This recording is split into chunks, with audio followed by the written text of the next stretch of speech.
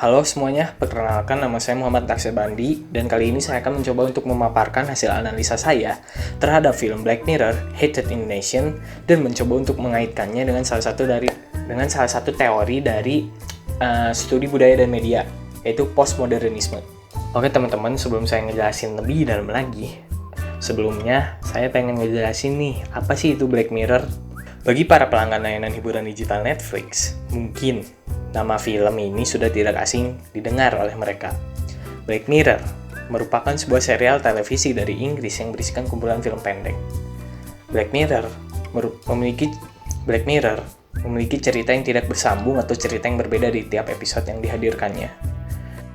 Film ini mengangkat tema yang bisa dikatakan sangat relatable dengan kenyataan pola pikir dan setiap tingkah laku umat manusia di zaman ini pada setiap episode yang disuguhkannya. Tema utama yang diangkat dari setiap episodenya rata-rata bernuansa cukup gelap, yaitu tidak jauh dari seputar kehidupan buruk masyarakat modern dalam berperilaku di era digitalisasi dan seperti apa buruknya suatu keadaan apabila teknologi menjadi sangat canggih melebihi pikiran manusia hingga mengakibatkan manusia candu akan hal tersebut. Black Mirror memiliki cerita yang tidak bersambung atau cerita yang berbeda di tiap episode yang dihadirkannya. Film ini mengangkat tema yang bisa dikatakan sangat relatable dengan kenyataan pola pikir dan setiap tingkah laku umat manusia di zaman ini pada setiap episode yang disuguhkannya. Tema utama yang diangkat dari setiap episodenya rata-rata bernuansa cukup gelap, yaitu tidak jauh dari seputar kehidupan buruk masyarakat modern dalam berperilaku di era digitalisasi dan seperti apa buruknya suatu keadaan apabila teknologi menjadi sangat canggih melebihi pikiran manusia hingga mengakibatkan manusia candu akan hal tersebut. Nah, salah satu episode dari Black Mirror yang mengundang rasa penasaran saya untuk menganalisanya lebih dalam lagi adalah Hated in the Nation. Dengan durasi sekitar 1 jam 30 menit, Black Mirror Hated in the Nation sangatlah menyuguhkan cerita yang mengundang rasa penasaran dari detik ke detiknya dan mengangkat tema yang sangat relatable dengan zaman saat ini. Oke, sebelum saya masuk ke pembahasan yang lebih dalam lagi, sebelumnya, saya ingin menjelaskan teori yang ingin saya pakai di dalam analisa ini. Teori yang akan saya pakai adalah teori postmodernisme. Apa sih itu teori postmodernisme? Postmodernisme adalah ide yang menolak pengembangan suatu ide yang telah ada tentang teori pemikiran masa sebelumnya, yaitu paham modernisme. Dengan cara memberikan kritikan-kritikan terhadap modernisme yang dianggap telah gagal dan bertanggung jawab terhadap kehancuran martabat manusia. Ini merupakan pergeseran ilmu pengetahuan dari ide-ide modern menuju pada suatu ide yang baru yang dibawa oleh postmodernisme itu sendiri. Oke, tadi sedikit penjelasan tentang teori postmodernisme yang bisa saya paparkan. Untuk kali ini, saya akan masuk ke dalam pembahasan yang lebih dalam lagi. Hated in the Nation memiliki sebuah plot cerita yang cukup gelap, namun sangat relate dengan kehidupan sosial kita saat ini yang segalanya serba dipengaruhi oleh teknologi dan pergerakan media sosial. Hated in the Nation dilatarkan waktu kejadian tidak jauh dari tahun ini dan bercerita tentang dua orang detektif bernamakan Karin dan Coulson yang mencoba untuk memecahkan kasus pembunuhan misterius para orang penting yang berkaitan dengan sebuah movement penggunaan tagar atau hashtag oleh para pengguna media sosial. Movement atau campaign ini didalangi oleh seorang hacker yang memiliki paham bahwa keadilan harus ditegakkan dengan cara anarki. Hacker tersebut menjelaskannya melalui video tutorial yang menjadi viral secara online di publik Inggris. Di mana apabila kita ingin membunuh sosok figur penting yang dibenci oleh publik, kita hanya mencoba untuk menuliskan pesan kematian kepada figur publik yang dibenci di halaman media sosial kita dengan menggunakan tagar hashtag #death2 untuk merenggut nyawa figur publik yang dibenci tersebut. Semakin banyak hashtag tersebut ditargetkan kepada orang yang dibenci, maka semakin tinggi pula rasio persentase orang tersebut dibunuh secara sadis. Uniknya di dalam film ini, pembunuhannya tidak dilakukan secara langsung oleh seseorang, melainkan melalui sebuah teknologi. Digambarkan pada era ini, lebah adalah salah satu hewan yang sudah mulai langka dan dikategorikan punah diakibatkan oleh ulah manusia itu sendiri yang merusak ekosistem mereka. Pemerintah Inggris menggantikan populasi lebah yang telah punah dengan lebah-lebah robot untuk menjaga kestabilan ekosistem alam. Lebah-lebah robot ini beraktivitas sangat persis dan memiliki bentuk yang sangat mirip dengan lebah biasa. Tetapi bedanya mereka terbuat dari bahan metal. Ternyata, selain menjaga ekosistem, lebah-lebah robot ini juga secara diam-diam ditunggangi oleh kepentingan pemerintah Inggris. Pemerintah Inggris melanggar privasi masyarakat mereka dengan cara memata-matai dan mengumpulkan database para rakyat Inggris melalui lebah-lebah ini.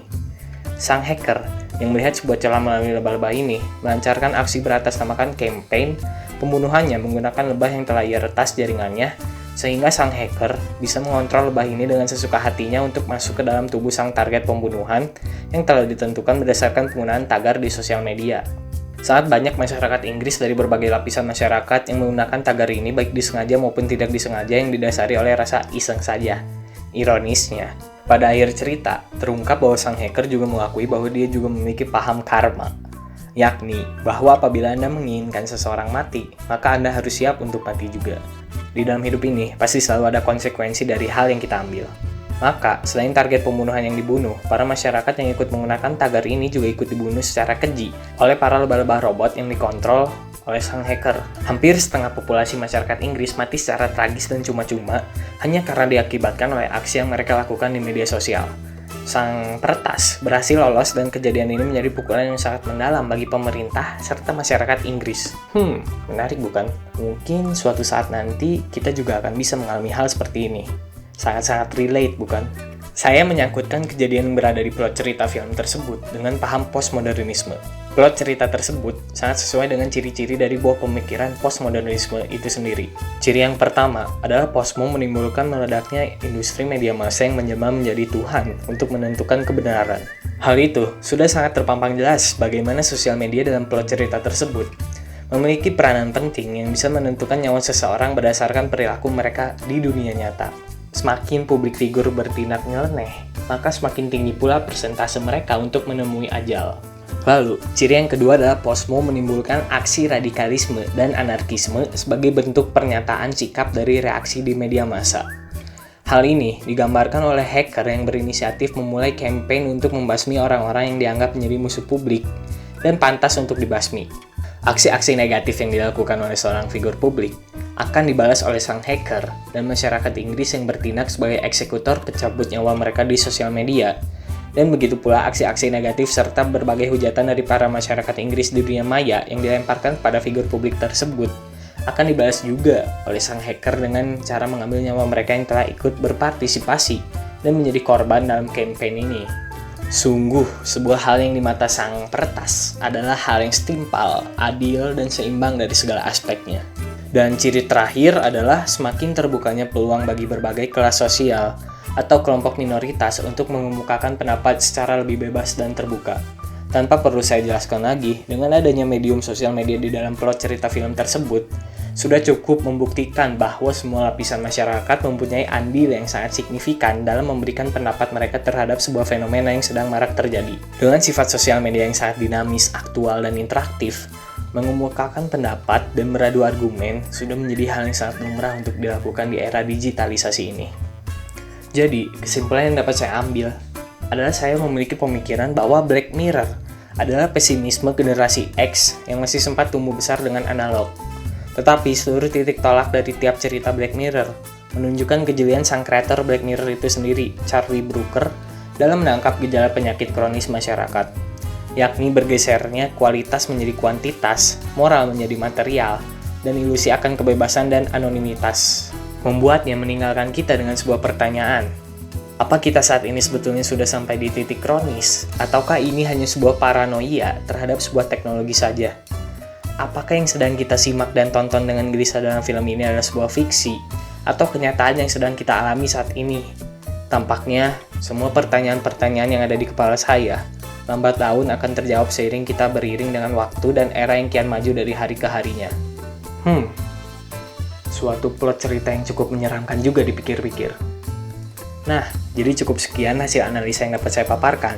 Mohon maaf apabila ada salah-salah kata. Selamat malam dan selamat beristirahat.